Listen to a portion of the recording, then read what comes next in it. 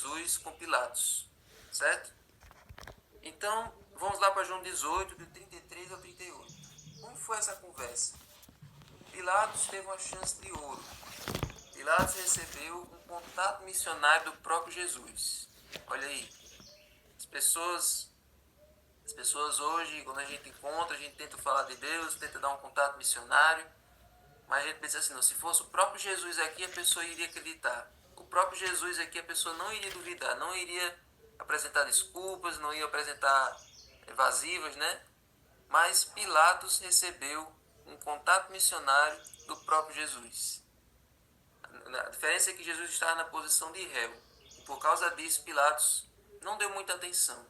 Mas vamos ver como foi que Jesus chegou ao coração dele. Como foi que Jesus tentou conquistar Pilatos. Certo? Então vamos lá, João 18, 33. Pilatos entrou novamente no pretório, chamou Jesus e lhe perguntou: Você é o rei dos judeus? Jesus respondeu: Essa pergunta vem do Senhor mesmo, ou foram outros que te falaram a meu respeito? Então Jesus já devolveu a pergunta com outra pergunta. Essa era uma forma que os judeus tinham, uma forma comum de se responder alguma discussão. Quando alguma discussão entre os judeus se respondia dessa maneira. Se eu pergunto uma coisa, você responde com outra pergunta. Certo? E isso tem influência grega. Tinha um filósofo que ensinava que a pergunta é muito melhor do que uma resposta simples. Você sempre deve responder uma pergunta com outra pergunta. Manter sempre a ideia em questionamento. Então Jesus ele decidiu fazer dessa maneira. Pilatos perguntou: Você é o rei dos judeus? E Jesus perguntou: Você está falando isso sinceramente? Você realmente acredita que eu sou o rei dos judeus? Olhe para mim.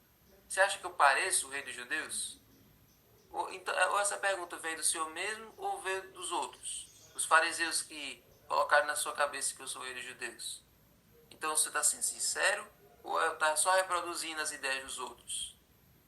Então Jesus aqui mostrou para Pilatos que ele não estava com a brincadeira, né? Que ele não estava, né? Ele não era mais um prisioneiro, ele não era mais um réu, mais um escravo ali que ele havia feito. Ele era alguém diferente. E aí Pilatos, ele se irritou com essa resposta de Jesus. E aí Pilatos respondeu: Por acaso eu sou judeu? Você acha que eu sou judeu para ser influenciado pelos outros judeus? Pelos outros fariseus? A sua própria gente e os principais sacerdotes é que entregaram a mim. Eu não sou judeu. Foi o seu povo que entregou você a mim. O que foi que você fez? Então Jesus respondeu: O meu reino não é deste mundo. Se o meu reino fosse desse mundo, os meus ministros se empenhariam por mim para que eu não fosse entregue aos judeus. Então, você acha que se eu fosse rei dos judeus, eu teria sido entregue? O meu povo teria me entregue ao Senhor? Você não acha que eu teria organizado uma revolta, teria lutado contra os romanos? Porque os outros messias que surgiram por aí, os outros libertadores, os outros falsos cristos que surgiram por aí, eles sempre lideravam alguma revolta, sempre lideravam alguma batalha, mas o senhor nunca ouviu falar que eu liderei isso.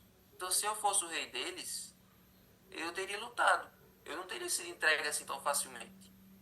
Então, Jesus diz agora uma frase muito interessante que às vezes a gente passa por cima e a gente nunca presta atenção. Mas agora o meu reino não é daqui. Agora não é, mas no futuro será. No futuro o meu reino vai vir e vai se instalar no mundo todo.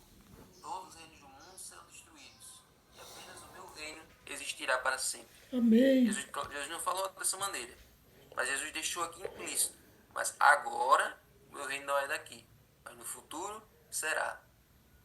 Então, nessas frases aqui, nesse diálogo, e na maneira como Jesus se apresentava, porque Ellen White afirma no Espírito de Profecia que, embora Jesus estivesse desidratado, com as marcas dos socos, que até agora ele não tinha sido açoitado ainda, mas ele tinha apanhado a noite toda. Ele estava com aquela aparência desfigurada, sangrando. Mas mesmo assim, Jesus tinha uma aparência, Jesus tinha um porte, uma postura de rei. Ele tinha um jeito assim, não como uma pessoa franzina, mas ele tinha uma postura de alguém, de um rei, de uma pessoa nobre, de uma pessoa de elite. Ele tinha uma aparência mansa, uma aparência humilde, mas ao mesmo tempo nobre, tinha uma postura. Então por isso que Pilatos fez essas perguntas. Então Pilatos pergunta, então no caso você é rei, né? Você falou agora que você tem um reino, mas Jesus disse, meu reino não é deste mundo. Aí Pilatos perguntou, então você é rei? E Jesus respondeu, o Senhor que está dizendo que eu sou rei. Eu não disse que eu era rei, eu disse que meu reino não era desse mundo. Eu para isso nasci e para isso vim ao mundo, para dar testemunho da verdade. Todo aquele que é da verdade ouve a minha voz. Então olha aqui, Jesus pegou a verdade e ofereceu para Pilatos. Está aqui, olha, eu estou oferecendo a verdade, eu estou dando testemunho da verdade, eu sou a verdade. Se você quiser saber a verdade, você deve ouvir a minha voz.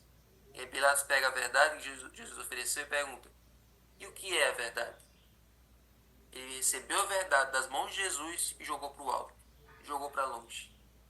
E da mesma maneira, existem muitas pessoas hoje que a gente chega com a mensagem, chega com a verdade, chega com a Bíblia, e às vezes a pessoa responde com brincadeira, às vezes a pessoa questiona dizendo que está iludida, que já ouviu aquilo várias vezes, acha que aquilo que a gente vai oferecer é só mais alguma ilusão que os evangélicos oferecem, né? Então, muitas pessoas chegam da mesma maneira que Pilatos respondeu para Jesus, com desilusão, sem acreditar que o que nós estamos oferecendo é a palavra de Deus, é a verdade que vai transformar a vida delas. Então, irmãos, esse vai ser o cenário que nós vamos encontrar em janeiro.